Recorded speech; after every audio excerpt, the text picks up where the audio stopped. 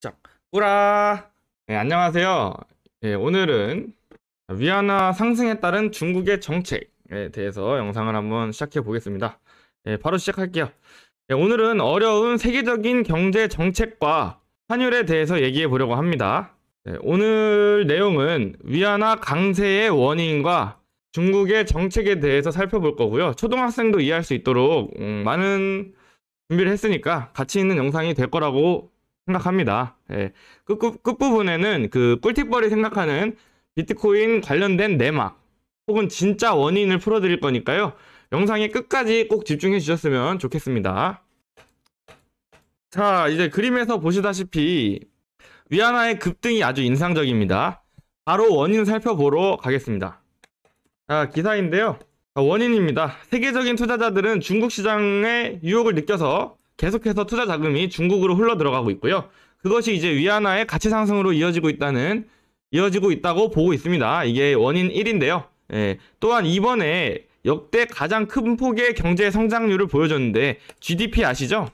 그 중에서도 지금 이게 중국 사이트에서 가져온 그 GDP 상승 그래프입니다. 일단 그 역대 가장 큰 폭의 경제 성장률이에요. 이 GDP를 조사하기 시작한 이후로부터 그게 1992년부터 그 중국에서 GDP를 조사하고 그거를 통계를 내고 있는데요. 그 이후로 역대 최고치예요. 성장률의 상승치가 최고치인데 두 가지 이유를 보고 있습니다. 작년에 코로나로 인해서 경제 성장률이 저하됐다는 점 하나랑 두 번째, 올해 어떤 나라보다 빠른 코로나 회복세를 보여주고 있는 중국이라서 그 두 가지가 합쳐져서 작년엔 적고 올해는 높아서 그래서 이제 경제 성장률의 격차가 역대 최다치로 나온 거죠. 그리고 몇 년 전부터 세계적인 패권 국가인 그 미국을 맹추격하고 있는 중국이 기저효과 좋습니다. 그 맹추격하고 있잖아요. 중국이 미국을. 이번에도 어떤 나라보다 빠르게 코로나 사태를 회복함에 따라서 추가적인 플러스 성장이 더욱더 중국 시장의 성장 가능성을 높게 평가할 수밖에 없는 거죠. 세계적인 시각에서. 코로나를 빨리 회복함에 따라서 중국 시장 좋을 것 같은데? 라고 생각할 수밖에 없기 때문에 그래서 위안화가 가파르게 가치 상승 중에 있다고 합니다. 그렇게 보고 있는 거고. 이러한 상황에 있어서 위안화가 갑자기 너무 뛰어버리니까 중국은 지금 진퇴양난에 빠졌습니다. 중국은 진퇴양난에 빠졌어요. 위안화의 몸값이 뛰어버리면서 국제 원자재 가격이 오르는 상황에서 위안화의 강세는 중국의 수입품에 대한 가격을 내리는 효과가 있다. 그러니까 위안화의 가치가 올라가면 좋은 점도 있고 나쁜 점도 있겠지만 그런 곤란한 상황 속에서 진퇴양난에 빠져 있는 거죠. 중국이 현재 5월 27일 기사고요. 현재 이런 상황인 거고 보시다시피 위안화의 급등의 심각성에 대해서 확인할 수 있고요. 중국은 이런 현 상황에 있어서 어떤 대책을 내놓았는지 한번 살펴보겠습니다. 빨리빨리 진행할게요. 영상 시간을 좀 짧게 해보려고 노력을 해봤어요, 이번에는. 위안화 강세에 이제 지급 준비율을 인상을 해가지고 대책을 세우려는 거예요. 위안화가 올랐는데 중국 정부는 이 문제를 어떻게 해결할 것이냐, 이거죠. 쉽게 말해서. 자, 중국은 외화 지준율을 인상하는 대책을 취했습니다. 외화 지준율을 올리는 대책을 취했다는 거예요. 그 대책이 너무 빠르고 과한 거 아니냐는 세계적인 시각이 있고 그 시각에 대한 기사가 제가 지금 옮겨드린 기사입니다. 그에 중국은 위안화가 급등하는 현 상황을 이용해서 이득을 취하는 투기꾼들이 있다고 말을 한 거예요. 중국은. 그래서 그 투기꾼들에게 미리 경고하는 것이다. 그래서 외화 지준율을 올릴 수밖에 없었다라고 대답을 했고요. 여기서 잠깐. 근데 여러분들 외화 지준율이 뭔지 아시나요? 이 단어를 이해 못 하시는 분들이 많으실 것 같아서 초등학생도 이해할 수 있도록 아주 쉽게 해당 내용을 설명해 드리도록 하겠습니다. 오늘 제가 준비한 영상은 이 뒤로 나오는 이 지급 준비 제도에 대한 개념을 이해했다면 성공적인 영상이 될 거예요. 여러분들이 이 지급 준비 제도를 이해한다면 이 영상은 성공적인 영상이 될 거라는 거 여기서부터 집중해 주세요, 여러분. 어려운 경제 용어를 좀 쉽게 설명해 드리고자 영상을 만든 거니까요. 자, 첫 번째. 뭐야. 왜 이렇게 흐릿하게 나오죠? 자, 지급 준비 제도란 무엇이냐? 이거고요. 지급 준비 제도란 무엇이냐? 자, 이번에 중국에서 해결 방안으로 사용한 지급 준비 제도가 있는데 이게 무엇이냐? 은행은 우리와 같은 고객들이 우리가 이제 은행에 돈을 맡기잖아요. 예, 그 맡긴 돈으로 은행은 자기 사업을 하기 시작하죠. 어떤 사람, 또 다른 사람한테 대출을 해주거나 또 다른 곳에 투자를 하는 방식으로 수익 창출을 하는 게 이제 은행이에요. 네, 이제 그런 게 이제 은행인데, 자, 이거 제가 일일이 다 그린 그림이거든요. 은행의 역할에 대해서 생각해 보자는 거예요. 제가 만든 건데, 사진을 보시면 다 보이시나요? 잘 보이세요? 너무 작아서 안 보이나? 사진을 보시면 우리는 은행의 입금과 출금 업무를 보죠. 위에 보시면은 입금, 출금. 우리 일상에서 사용하는 그 은행의 기능들이잖아요. 우리가 사용하는 기능들인 거고, 여기서 이제 많은 고객들이 동시에 출금을 하게 되면서, 지금 화살표 크게 되는 거 보이세요? 많은 고객들이 동시에 출금을 하게 되면 여기서 이제 문제가 생기는 거예요. 여기서 이제 생기는 리스크가 은행의 리스크인데요. 은행에 돈을 보관하고 있던 고객들이 한꺼번에 대량의 돈을 되찾고자 할 때 돈이 없어서 돌려줄 수 없는 상황.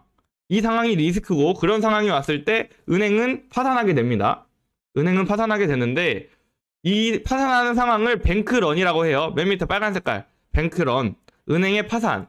이런 사태가 발생하면 국가적인 데미지도 있어요. 은행이 망해버리면 국가적인 데미지도 있어서, 이러한 상황을 미연에 방지하기 위해서 국가적인 차원에서 안전장치를 마련해 두었죠. 국가적인 차원에서 안전장치를 마련해 뒀어요. 은행이 망하지 않도록. 그게 이제 이 두 가지고요. 안전장치 1, 안전장치 2예요. 예, 여기서 이제 안전장치 1번에 있는 지급준비제도가 우리가 이제 오늘 공부하려는 개념인 거고요. 이 지급준비제도가 어떤 역할이냐를 설명해 드리기 위해서 이런 그림이 있었다. 은행은 우리가 맡긴 돈을 가지고 사업을 하는데, 그 사업을 막 벌리는 도중에 우리 같은 이제 고객들이 한꺼번에 대량으로 출금을 하기 시작해요. 그러면 이제 은행에서 줄 돈이 없는 거지. 그러면 이제 은행의 파산. 그 파산을 막기 위한 안정장치 2개. 예, 요약하면 이렇습니다. 이해되시죠? 자, 여기까지 이제 이해를 했으면, 첫 번째 안전장치인 지급준비율이란 무엇이냐. 정의. 은행이 운영되려면 가지고 있어야만 하는 최소한의 현금입니다. 예?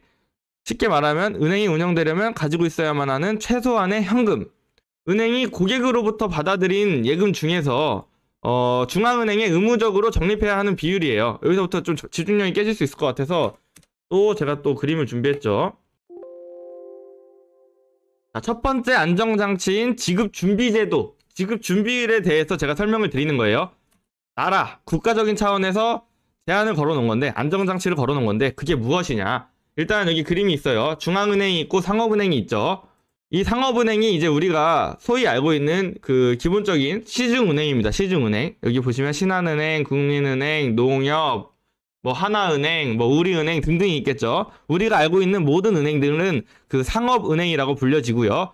상업은행들 중에 대장이 이제 중앙은행입니다. 우리 대장 하면 이제 비트코인 잘 아시죠? 그런 느낌이라고 보시면 돼요. 중앙은행이 있어요. 이렇게 있는데, 여기서 이제 지급준비율을 설명을 드릴게요. 그림을 통해서. 지급준비율이란 무엇이냐. 자, 우리가 상업은행, 우리가 뭐 신한은행이나 국민은행, 우리가 소위 알고 있는 상업은행에 100만원을 입금합니다. 100만원을 입금하면, 지금 만약에 지급준비율이 5%라고 정해져 있으면,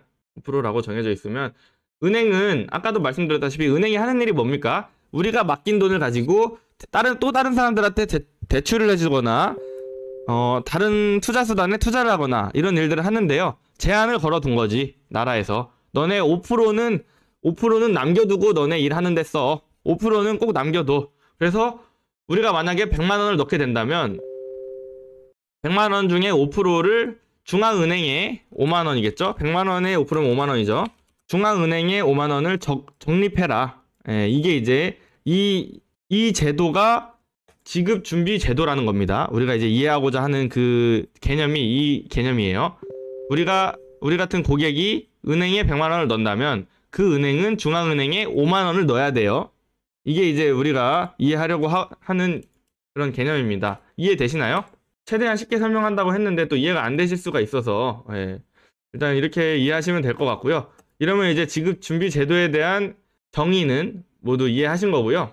여기서 중앙은행이 뭔지 잘 모르실 것 같아서, 중앙은행이 뭐냐면, 이거 지우면 안 되는구나. 그렇죠.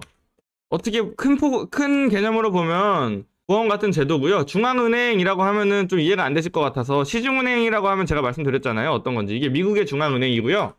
제가 또 캄보디아에 있으니까 캄보디아의 중앙은행도 알아봤는데 이게 이제 캄보디아의 중앙은행이고요. 자, 그럼 한국의 중앙은행은 어딜까요? 한국의 중앙은행은 당연히 한국은행이겠죠. 이제 은행들 중에 은행들 중에 대장을 중앙은행이라고 하고 있고요. 상업은행이 이제 우리가 이용하는 그런 은행들이다라는 거 이해하고 넘어가도록 하고요. 자, 그럼 이제 지준율이 무엇인지에 대해서는 이해를 했습니다. 그러면 외화 지준율을 올리는 게 왜 대책이 될 수 있느냐? 왜 대책이 될 수 있느냐? 그 부분에 대해서 공부를 해봐야겠죠. 자, 지준율의 기능에 대해서 말해보자는 거예요. 그 중국이 이번에 위안화가 올라감에 따라서 지준율을 올리는 대책을 세웠죠. 왜 그런 일을 했냐?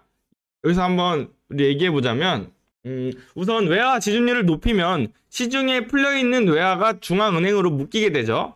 자, 무슨 말이냐? 다시 그림으로 돌아가서 외화 기준율이 5%로 잡혀 있어요. 보시다시피 100만 원을 넣으면 5만 원을 중앙은행으로 적립해야 하는 이 외화 지준율이 5%로 되어 있는데 이 5%일 때 7%로 인상을 한 겁니다. 이번에 중국이 한 조치가 7%로 인상을 한 거죠. 자, 밑에다가 새로 설명을 해드릴게요. 7%로 인상을 했어요. 그럼 어떻게 됩니까, 여러분?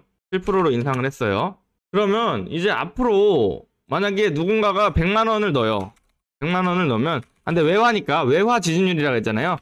한국 돈 100만 원이 아니라 외화, 달러로 할게요. 달러 100만 원을 만약에 상업은행에 넣게 된다면요. 달러 100만 원을 상업은행에 넣게 된다면 우리의 상업은행에서는 달러 7만 원을 중앙은행에 넣어야 되는 거죠. 제도상. 맞죠, 여러분? 여기까지 이해되시죠? 따라올 수 있죠? 이런 정책이에요. 지급준비대도, 지준율이라는 게. 자, 100만 원을 넣으면 7만 원을 넣어라. 그러면 이렇게 지준율이 7%로 올라가게 되면 기존에 있던 이제 5만 원이었던 이 5만 원이었던 때랑 비교해서 7만 원으로 바뀌면 어떻게 되겠어요? 시중에 널려있는 통화량이 아무래도 중앙은행에서 빨아들이겠죠. 화폐를 빨아들인다고, 외화를 빨아들이게 되고 중앙은행 안으로 들어가서 그 외화들이 일정 부분 묶이게 되는 겁니다. 예, 이러한 기능으로 시중의 통화량을 줄어들게 하는 거죠. 시중의 통화량을 줄어들게 하는 건데 그 통화량도 우리나라 돈, 원화가 아니라 달러를 막는 거기 때문에 달러의 시장 과열을 막게 되는 겁니다. 그러니까 해외 투자 자금이 들어왔을 때 어느 정도 그 유동성을 막게 되는 거죠. 묶이다 보니까. 쉽게 말해서 해외 자금의 유입의 정도를 낮추는 거죠. 이 지준율만 이해하셔도 이 영상의 가치를 모두 획득하셨다고 볼 수 있는데요. 여기까지 좀 이해가 되셨을까요? 시중의 통화량을 낮춰서 그 투자자금 외화 유입을 낮춰서 위안화의 상승을 막는다. 여기까지 이해가 되실까? 좀 어려운 내용이라서 이것만 이해하셔도 이 영상의 가치를 모두 획득하신 거라는 거 다시 한번 강조드리고요. 제가 최대한 쉽게 설명한다고 설명했는데 네, 뭐 이해하셨을지 모르겠지만은 네, 저는 또 바로 다음으로 넘어가 볼게요. 자, 아까 그 그림을 보시면 자, 여기서 첫 번째 안정장치인 지급준비제도에 대한 개념은 다 설명을 드렸고 두 번째, 예금자 보호법이 무엇이냐. 이게 진짜 그야말로 보험이에요. 아까 누가 말씀하셨는데 이게 진짜 그야말로 보험인데요. 뭐야 이게 메모. 아, 이걸 지워버리자. 그야말로 보험인데요. 두 번째 안정장치, 예금자 보호법이 무엇이냐. 정의로는 뭐 금융기관의 파산 등의 사유로 예금을 지급할 수 없는 상황에서 뭐 이렇게 길게 써 있는데요. 쉽게 말하면 은행이 파산했을 때 나라에서 너한테 5천만 원을 보장해 줄게. 이 말입니다. 내가 만약에 은행에 6천만 원을 넣고 있어. 근데 이 은행이 파산했어. 그럼 나라에서 5천만 원은 보호해 준다는 겁니다. 나라에서 보험을 들어준 거죠. 네, 간단하죠. 두 번째 안전장치는 되게 간단한 정책이에요. 예금자 보호법. 예, 되게 간단하고요. 이게 이제 2번인 거고. 이렇게 되면은 이제 이 그림을 우리는 모두 이해할 수가 있습니다. 이 그림을 모두 이해할 수가 있고, 이번에 중국이 왜 지준율을 높였는지 그 행위에 대해서도 이해할 수가 있죠. 그러면 우리는 이제 위안화 상승에 따른 중국의 정책 다 이해할 수 있게 됩니다. 왜 위안화가 오르게 됐는지의 원인과 그 원인에 따른 중국의 어떤 정책이 있었는지, 그 왜 그런 정책을 했는지 다 이해할 수 있게 되는 거고요. 여기까지는 이제 그 대외적인 모두가 알고 있는 내용들인 거고요. 이제 꿀벌이 생각하는 내용은 조금 다릅니다. 꿀벌이 생각하는 내용은 왜 위안화가 저렇게 미친 듯이 올랐냐. 오르는 것도 정도가 있지 역사상 최고치로 올랐잖아요. 그 부분에 대해서 제가 이 기사를 한번 옮겨볼게요. 5월 27일 기사인데요. 5월 27일 기사인데 단독 이게 뭐 은행 뭐 이런 기사가 있는데 코인 환치기 중국으로의 송금을 제한합니다. 예, 사설 환전소 문전 성시 그러니까 사설 우리나라에 있는 사설 환전소가 지금 막 난리가 났대요. 예, 중국으로의 송금을 제한하고 있대요. 그러니까 우리나라에서 중국으로 돈 보내는 걸 막고 있어. 왜 그러냐? 지금 김치 프리미엄을 이용해서 쉽게 말해서 재정거래라고 하죠. 재정거래. 예, 환치기를 하고 있다는 거예요. 지금 계속 우리나라에서 중국인들이 환치기를 하고 있는데 자 그림을 좀 보자고요. 어떻게 환치기를 하는지 환치기 방법에 대해서 설명을 해드릴게요. 여러분들한테 하라는 게 아니라 예, 실제로 이런 일이 있습니다. 지금 우리는 비트코인 투자를 하는 사람들이기 때문에 조금 더 집중도가 높을 것 같아요. 비트코인 불법 환치기 경로입니다. 첫 번째, 그 중국 고객이 비트코인을 매수를 해요. 먼저 중국 암호화폐 거래소에서 비트코인을 사요. 예를 들면 1,000원에 샀다고 쳐보자고요. 1,000원에 샀어요. 그러면 이제 그 비트코인 1,000원으로 한 개, 비트 한 개 이렇게 사고 이 비트 한 개를 그대로 비트 한 개를 한국으로 전송을 합니다. 그러면 한국에서는 여러분도 아시다시피 김치 프리미엄이 있죠. 그러면 제가 기억하기로는 가장 심했을 때가 한 25%, 35% 이 정도 됐었는데요. 25%라고 치면 비트 한 개를 매도하면 1250원이 되는 거죠. 1250원이 되고 잠깐만 여기서 현재 김프를 한번 볼까요? 실제로 가능한 일이라는 거를 좀 실감나게 해드리기 위해서 김프를 한번 살펴보면요. 지금 김프가 얼마죠? 네, 코인판 보시면 김프는 지금 업비트에 4% 정도 껴져 있네요. 그러니까 다른 나라보다 우리나라에서 비트코인이 4%가 더 비싸다는 거예요. 다시 돌아가서 실제 있는 일이에요. 지금 실제 일어나고 있는 일이고 그러면 4%면은 1,000원이면은 1,040원이 되겠네요. 네, 실제로 내가 지금 이 행위를 하면은 40원의 차익이 남는다는 거예요. 그럼 이 40원이 되는데 문제는 여기서 발생합니다. 자, 한국 돈 1,040원일 거 아니야. 한국 거래소에 비트코인을 가져와서 매도를 때렸으면 한국 돈 1,040원일 거 아니에요. 한국 돈 1,040원인데 이제 여기서 이제 환전소에 가서 중국 돈 1,040원으로 바꾸고자 한단 말이죠. 사람들이. 여기서 이제 어떤 일이 일어나게 됩니까? 한국 돈 1,040원으로 중국 돈을 사게 되는 거예요. 한국 돈으로 중국 돈으로. 한국 돈을 가지고 중국 돈을 사는 거죠. 계속 이런 일이 일어나게 되고 여기서는 이제 그 중국 돈을 다시 중국 본인 계좌로 송금하게 되죠. 그럼 이렇게 한 바퀴 거치면 40원이라는 수익이 남게 됩니다. 한 바퀴 겹치면, 한 바퀴 걸치면, 한 바퀴 돌면은. 근데 이거를 뭐 제한이 있습니까? 어떠한 제한도 없기 때문에 계속 하는 겁니다. 계속 뭐 1억, 10억, 100억, 1조 이런 식으로 돌리게 되면 그야말로 돈 복사죠. 이게 이제 재정거래라고 불리는 거고 이게 이제 돈 복사한다는 거죠. 우리가 이제 비트코인 투자를 해서 돈 복사 이렇게 말을 하는데 그건 돈 복사가 아니라 이 재정거래가 진정한 의미의 돈 복사인 거고요. 여기서 이제 생기는 문제가 뭐냐? 한국 돈으로 중국 돈을 계속 사재끼다 보니까 계속 사재끼다 보니까 중국 돈의 가치가 올라갈 수밖에 없는 거야. 더군다나 그 한국 돈 대비 중국 돈의 가치가 올라가는 거죠. 그래서 위안화가 올라갔다고 보는 게 이제 꿀벌의 시각인 거예요. 꿀벌의 시각인 거고 이렇게 돈 복사할 수 있는 수단이 있는데 왜 안 하겠어요? 이게 제 음모론이라고 생각하시는 분도 있을 것 같아서 제가 또 그 중국에 아시는 분이 있어서 영상을 하나 준비했습니다. 이게 우리나라는 카카오톡이라는 SNS를 사용하는데 중국은 위챗이라는 SNS를 사용하죠. 거기에 이제 올라온 영상들인데 중국어 모르니까 대충 그냥 결론만 좀 말씀드리면 중국의 유명한 잘 안 들린다고요? 뭐 이거 들어도 아시겠어요? 非法换钱的规模也会随之增长。我个人不关心韩国的虚拟货币的差价到底被谁赚走了。我关心的是 이거의 번역을 좀 말씀드리면 물어봤는데 저 사람의 일단 신분은 변호사인데요. 중국에서 워낙 이 불법 환치기를 자꾸 해대니까 변호사가 답답해가지고 그리고 좀 걱정돼가지고 영상을 올린 거예요. 야 너네 환치기 하다가 진짜 큰일 나. 그거 불법이고 그거 안 좋은 거야. 그리고 너네가 그 시장 경제를 망치고 있어. 이런 내용이에요. 이런 내용에 이제 중국의 한 변호사가 그 영상을 올린 거고요. 그거를 이제 요약해서 제가 그 중국 지인분께 번역을 해가지고 받아봤는데요. 그걸 이제 여러분들께 실제로 일어나고 있는 일이다. 지금 이 일이 음모론이 아니라 실제로 일어나고 있는 일이고, 코인판을 보여드리면서, 김치 프리미엄을 보여드리면서 실제로 가능한 일이라는 거를 제가 설명을 해드린 거고, 이게 이제 꿀팁벌이 보는 시각인 거예요. 이렇게 자꾸 해대니까 자꾸 한국 돈으로 중국 돈을 계속 복사해가지고 사재끼니까 중국 돈이 올라갈 수밖에 없는 거지. 아니, 위안화가 이번에 급등했잖아요. 그 뭐 중국이 패권 국가를 따라잡고 있는 거는 엄청 오래전부터 상승세를 이어왔던 부분이라서 이번에 와서 특별한 일이 아니에요.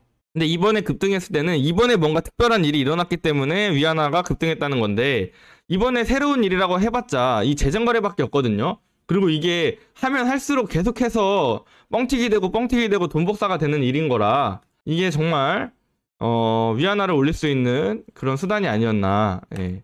이 일 때문에 위안화가 오른 게 아닌가. 이게 이제 꿀팁벌의 시각이고요. 영상은 여기서 이제 마무리 하도록 하겠습니다. 이게 이 비트코인 재정 거래를 끝으로 이번 영상은 마무리 하도록 하고요. 네, 여기서 영상은 마치겠습니다. 영상 끝까지 봐주셔서 감사합니다. 네, 안녕.